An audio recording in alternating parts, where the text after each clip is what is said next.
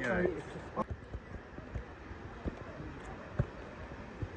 Hi guys, excuse how shiny I look.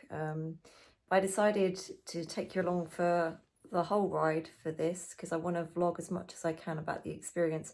So it's now 11 at night, and I imagine quite a few of the paddlers taking part are already asleep.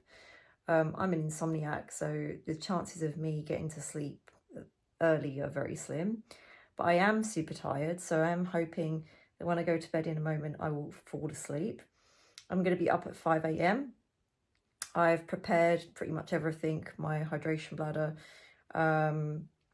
recovery drink, other drinks, snacks, clothes.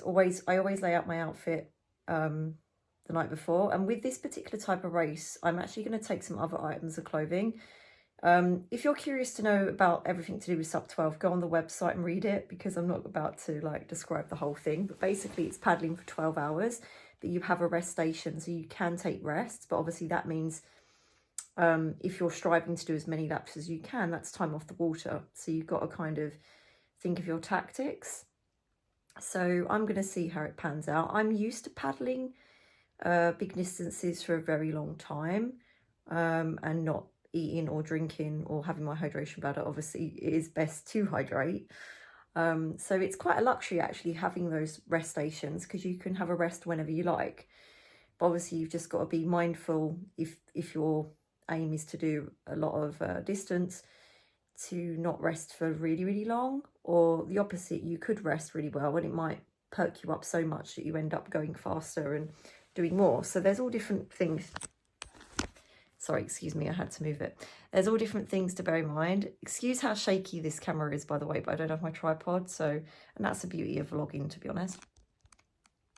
So yeah, everyone's going to be different, and obviously some people are there just to see what it's like. Some people have never sea paddled before. Some people are, you know, just there for a laugh, and that's what I like about it. There's all different people doing different things. For me personally, I am just keen to see how much distance I can actually do in a 12-hour event, especially with the fact the wind will change, the tide, all those kind of factors.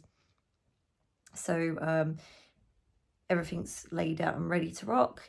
And oh yeah, the beauty of it is I will take other clothes with me, so I can actually change should I want to. Obviously, usually in an endurance race, you don't get to do that, so that's also a luxury in my opinion. Had a paddle today, just a little 2K to see what it was like.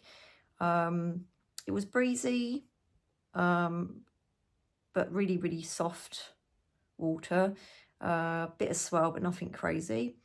But the way the course is mapped out, it's likely we'll have quite a bit of crosswind action. Yeah, so we'll see what happens. I'm not a morning person, by the way, so I find this really tricky getting up early. I've got to be up at 5, Jesus Christ.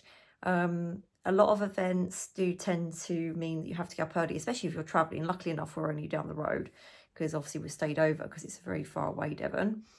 But ahead of the dart next week, also in Devon, next weekend, the race doesn't start till 1 p.m. Wonderful, considering I will pre-register the day before, and I'm going to be staying pretty much 5 minutes from the start line, so that will be right up my street. So I do find it very hard to get in the zone early in the morning. So we're going to get down there with plenty of time to faff, because I'm quite a faffer and I'm a bit of an organisation freak, and just try to get in the zone. And obviously the goal also is just hydrating as much as possible and choosing your snacks and everything wisely. I'm also not a breakfast person, by the way, but I've done some overnight oats and I'll just have to force myself to eat them. Gosh, I find it really tricky. There's nothing else I want to add at this stage, I don't think. The drive down wasn't bad.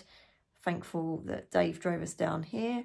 On Friday, I'll be getting the train to Devon for Head of the Dart. Luckily enough, I'll be borrowing a board. More on that soon, by the way. Got some exciting news regarding that.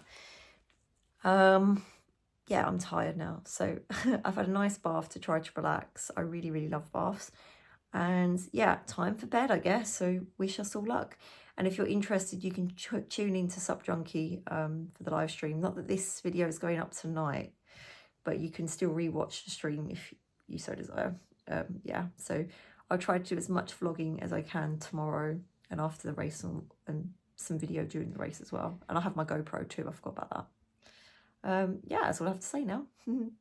So we're just getting all our nutrition and stuff ready. So I'm going to have my hydration bladder with my tailwind in it. Really love tailwind. Do another video about that another time.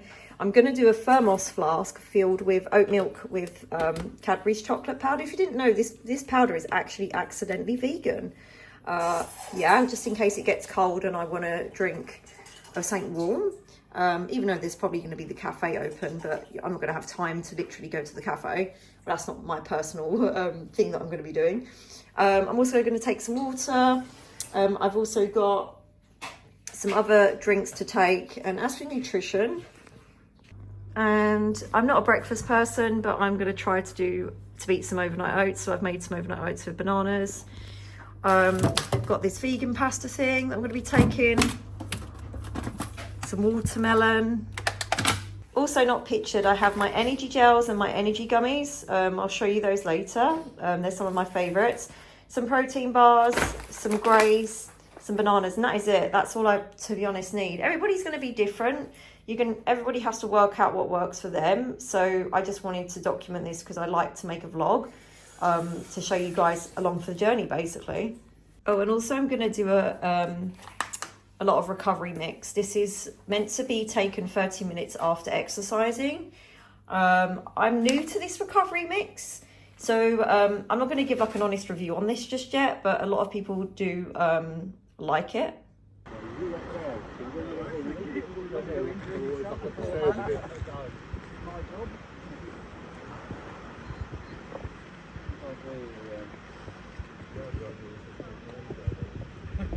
So we're here, we're set up, plenty of people here as well, ready to go, and then it'll be the race briefing soon. I'm not awake yet, as you guys know, not a morning person, so it's going to take me a good 2 hours to get in the zone. Wind is light at the moment. Sunrise obviously happened. It's 20 to 7. Yeah, I will take you along for the ride as we go.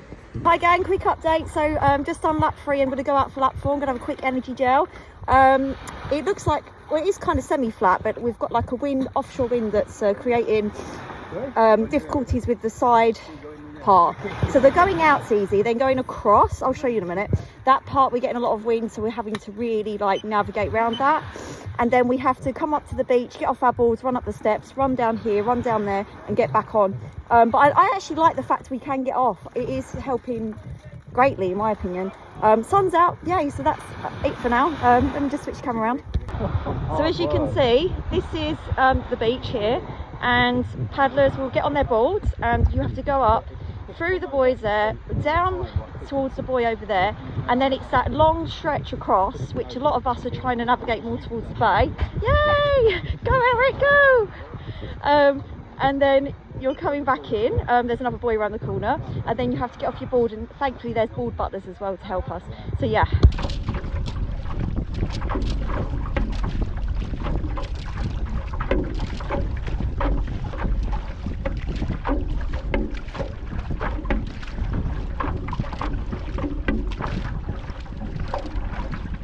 For that comment, loving the smiles coming up the steps. That's why we're quite enjoying watching here, or sitting here actually, because we're getting those very positive people coming up the steps and they're getting cheered. Here's Pinky Paddles coming up. Well done, good job, keep going.